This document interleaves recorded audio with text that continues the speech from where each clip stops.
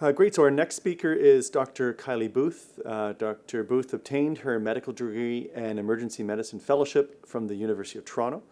Dr. Booth was an emergency physician at North York General Hospital until 2011 when she moved to Collingwood, Ontario.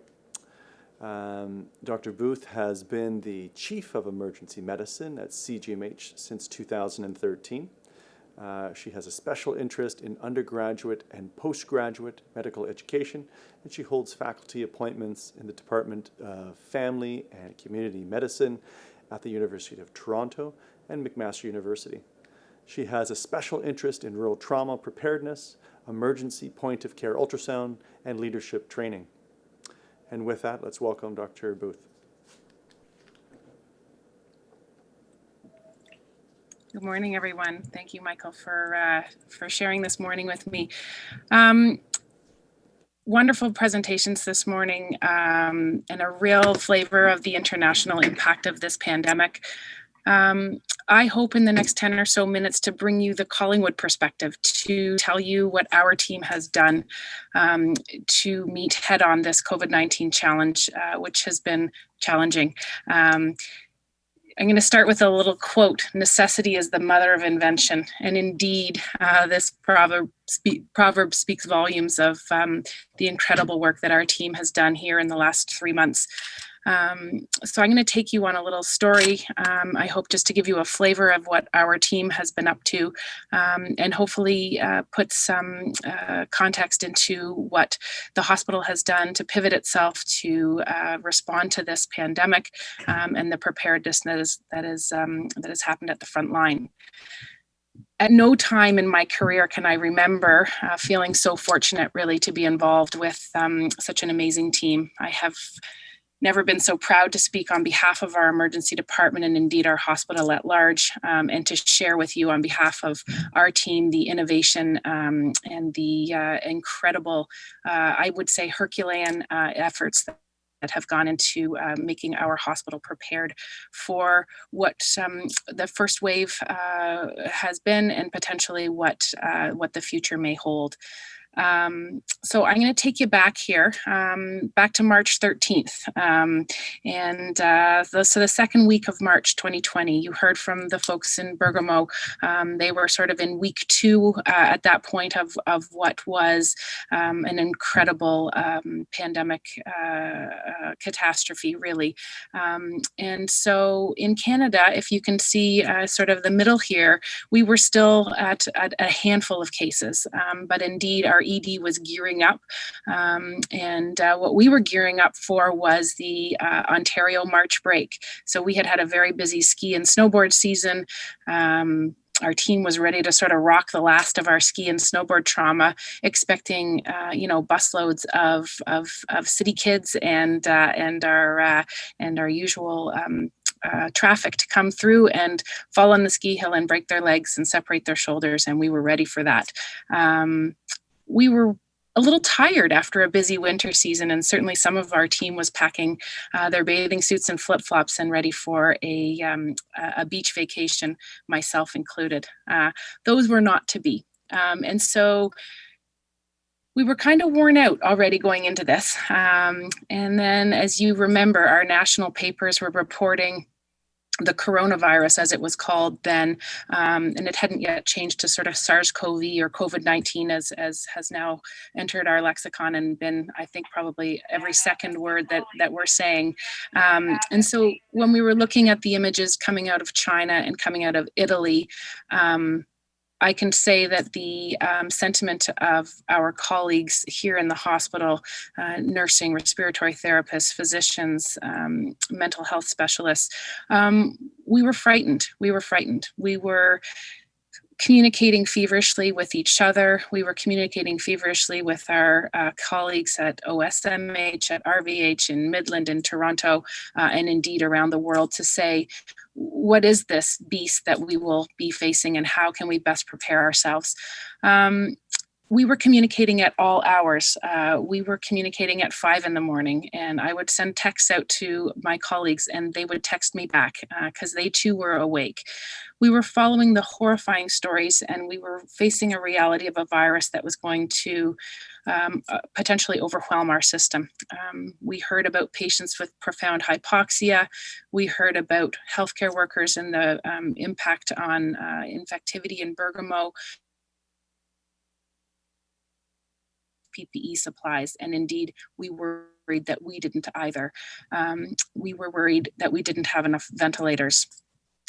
We were worried that March break was arriving, and our catchment area of CGMH, which is usually 60,000 permanent residents, welcomes on an annual year 3.5 million visitors, with the majority of those coming in the winter ski season and to our friends at Blue Mountain, which we usually love.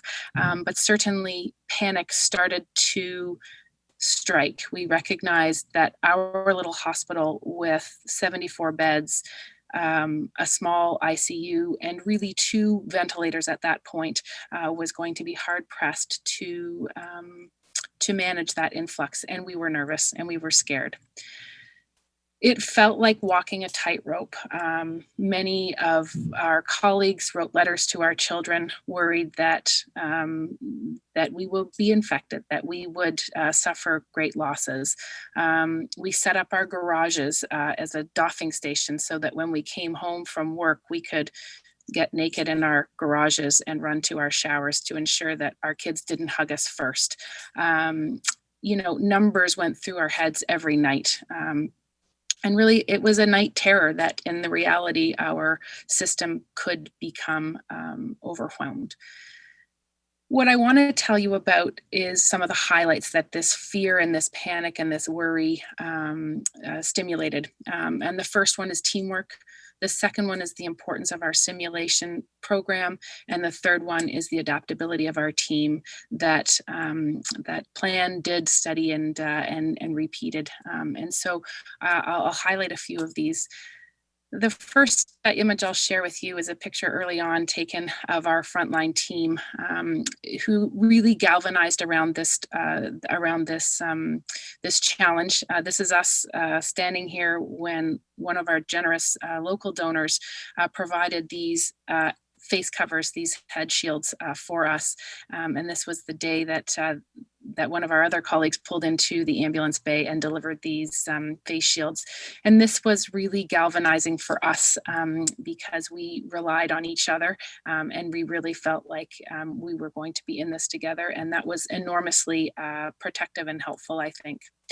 We also had wonderful team member support with our Georgian Bay Family Health team, our Collingwood General and Marine Foundation, among others, our local radio stations, our local newspapers, and friends of the hospital, including all of the towns in the surrounding areas and their administration structures.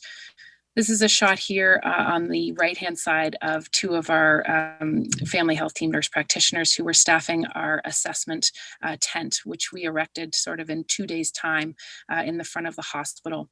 What we did here is we processed all of our patients coming into the hospital through our assessment entry and were able to do what's called fry screening as well as a COVID assessment to sort out whether or not these patients were recent travelers, whether they were presenting with infectious complaints. And this was an enormous assistance in what we hoped would be an ability to collate and sort our patients such that we wouldn't be overwhelmed in the emergency department. We, a few years ago, as many of you remember, launched a simulation program here, a high fidelity simulation program. And so this is 2 of our physicians, Doctors Guscott and Orling, who are practicing on this mannequin, who we affectionately named Colin G. would. And our simulation program allowed us to, with our respiratory therapists, Jess Metherall, with some of our physicians, Dr. Scott Orling, Dr. Bolton, a number of them. Basically, what we did was we said, how are we going to do this? We need to simulate this before these patients arrive and see what are our blind spots, what we do well, what we don't do well. And this was an enormously helpful program that we ran a number of our frontline staff through.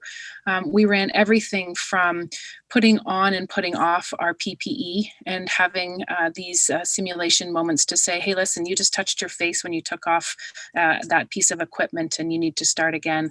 And this was an enormous opportunity for us to both look at our processes as well as see our weaknesses, as well to bring these events to our front line before they actually happened, both to make people comfortable and confident in their PPE, as well as comfortable and confident in some of the procedures that they may be expected to encounter in the weeks to come.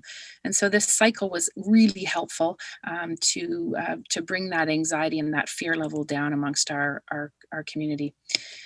We had to adapt. And as we did this, we discovered our weaknesses. So as I said, we started off with a tent out front of the hospital in hopes that we could collate and steer patients from a green to a yellow zone. Green being, we're not worried you have COVID, and yellow being, you might have COVID, and so we need to isolate you appropriately. And we discovered that, you know, once we flipped and pivoted our emergency department, then we discovered through more evidence that came out that perhaps our screening wasn't as robust as it could be, and that maybe those monikers of green and yellow weren't adequate to fully capture who was infected and who was not. And so, as I said, we did a PDSA cycle after a PDSA cycle after a PDSA cycle. And the word that comes to mind to describe our team as we pivoted and then pivoted again and then pivoted again is adaptability. And so with each step, our team was ready to say, this really works and we're stick with it for now, or wow, this really doesn't work, but no worries, we're going to try something different tomorrow. One of those, oh, don't worry, we'll try something different tomorrow, was we decided to embark on a mini renovation in our emergency department and putting some doors and some negative pressure capacity into our emergency department, which previously didn't exist. As many of you know, our emergency department is many years old and long past its best before date. And so we tried to create as best we could in our small footprint in our old infrastructure, the negative pressure and isolation capacity that we needed. This was a morning that started off great in that our renovations were happening at breakneck speed. But as you can see, the renovations, we didn't quite get all the measurements correct. So you can see that this stretcher potentially wouldn't fit through this lovely door that we had just cut. So as you can imagine, this was met with a few sighs and head scratches and who signed off on that? But I can just honestly say, I say it to a little bit tongue in cheek because, you know, just a few days later, we had these lovely wide open doors where we could fit not only a stretcher, but a stretcher with numerous pieces of equipment and personnel, each going in and out of it. So I'd just like to give a hats off to our entire hospital and our hospital community who responded and has taken in stride both our wins as well as our guffaws, in terms of being able to continue to pivot and operate at the highest level we could.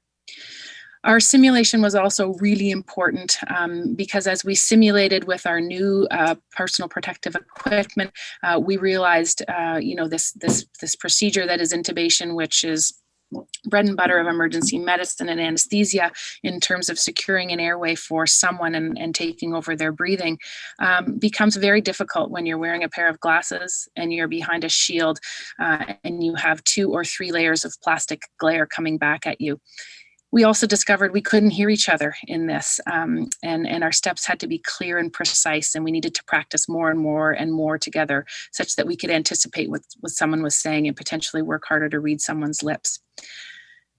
Some of our colleagues developed what's called the CGMH COVID-19 Protected Code Blue, and this is for patients who required emergency management of a pulseless rhythm or or a what we call a code blue or a vital signs absent moment, recognizing that we needed to support both our patients who typically we would run in all guns a-blazing and immediately start resuscitation, recognizing that in the COVID era, this was not something that we could do anymore because we needed to protect our healthcare workers. Certainly you can imagine if we all ran into the room, started CPR and started bag valve masking, we would quickly aerosolize COVID up into the air of that room and infect not only the healthcare workers, but potentially other members of the hospital. As Dr. Nasser mentioned earlier, that became a big issue, obviously, in Bergamo, where their hospitals became the infection site. And so this was an enormous amount of work spearheaded by Doctors Bolton and Guscott to provide this protected code blue, and did much to move our team toward a coherent and uniform approach to these cases. What was nice was our team was learning together, our team was practicing together, and we continued to refine this and move our team forward. A number of modifications in terms of our equipment were put into place. So we created a COVID crash cart, which included our airway equipment, our monitors, and our drugs and IV equipment, recognizing that anytime we brought equipment into a potential COVID room, that equipment would have to be cleansed and or disposed of because of its presence in a contaminated space. And so we became very good at sorting out what limited equipment we could take into a room that was potentially infected, and recognizing that our stewardship of that equipment was enormously important, specifically our personal protective equipment and resuscitation equipment. Again, we separated out our ED flow into hot and cold zones, our green and yellow zones. And as I said, when evidence came to bear that perhaps our screening wasn't sensitive enough to pick up any and all of our cases, we then pivoted again and created a warm ED that had some hot zones as well. You know, I think thanks to our wonderful community, our volumes haven't yet, and knock on wood, outstripped our capacity, both in Collingwood and in the region, and it's indeed in the province. Our volumes actually have dropped quite considerably. So you can see on the left-hand side of the screen, 118 visits, was our day visit on March 1st, and about March 15th or March 12th rather, we hit 123. You can see a precipitous drop down to 92, then 76, and then a very slow creep down to a low of 36 at the end of March. Really, we were seeing for most of March 30 to 50% of our usual volumes, which was quite concerning. We thought to ourselves, where did our patients go? Where are our appendicitis? Where are our heart attacks? Where are our strokes? And that was quite worrisome for us. And so we relied on local radio stations to put the word out that our emergency department and our hospital at large, indeed our Georgian Bay Family Health Team, had put into place numerous infection prevention and control mechanisms to ensure safety, and that we were worried that non-COVID presentations of acute illness were not coming, and we were very worried about where those patients were. And I think that in 6 months and a year, we potentially will get to the bottom of where those patients go. But at this time, I guess we're thankful that we had a little bit of reprieve from our usual, high volumes over the end of ski season, to allow our teams to prepare, to practice, and to perfect really what we now understand as our new COVID reality and emergency department. I can tell you our emergency department volumes are now creeping back to almost normal. And despite the profound fatigue that I think our frontline team has of working in PPE for their long shifts, as well as all the preparations and changes that have gone on in the last 3 months, I think our team is ready and able now to care for what's coming through our doors. We feel confident in our personal protective equipment, and we feel ready should a second wave emerge.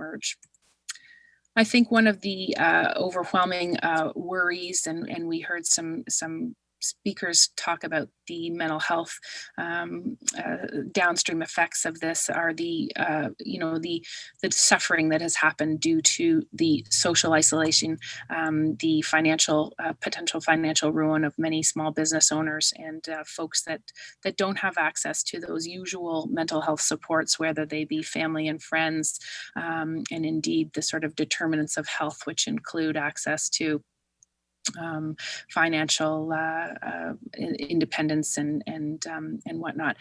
I think what we're seeing now is a profound, this is just a screenshot of my tracker the other day, and indeed our mental health presentations to the Emerge have surged, and we are doing our best to respond to that.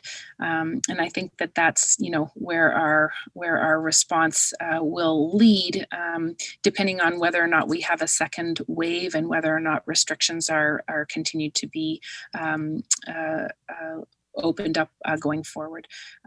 But we are ready and indeed understanding the real sacrifice that our community has put forth, such that our volumes have been manageable, but recognizing that there are secondary and downstream effects of what has been an enormous effort by our community to isolate. I want to just highlight that, as we contemplate our future and look to our successes over the last 3 months, I think the overarching theme is that of the skill set of our rural generalists that are in Collingwood. So our emergency physicians, our family physicians, our GP anesthesia, our nurses, our social workers, our respiratory therapists, our RPNs, our allied health, our community of caring health professionals. A rural generalist is a special thing. And we saw this certainly a couple of years ago when we faced a code blue, and recognizing that rural generalists are able to, although small, be mighty and able to respond to new and novel realities that come forth. And certainly this pandemic, as I said, has been the most challenging of our careers thus far. As we contemplate what's next, I think we've learned many lessons. I think we're now more than ever, working as a team. We've elevated our game. We've, I think, punched above our weight class in terms of our preparedness, in terms of the publications, and our code blue has been shared around the province, indeed, to partners far and wide. And I think that our little team has led that charge because of their enormous skill set. And so while we were challenged with our very old and small physical infrastructure, we know that, if we were in a new hospital with large spaces where each patient could easily be isolated with a door and a negative pressure system,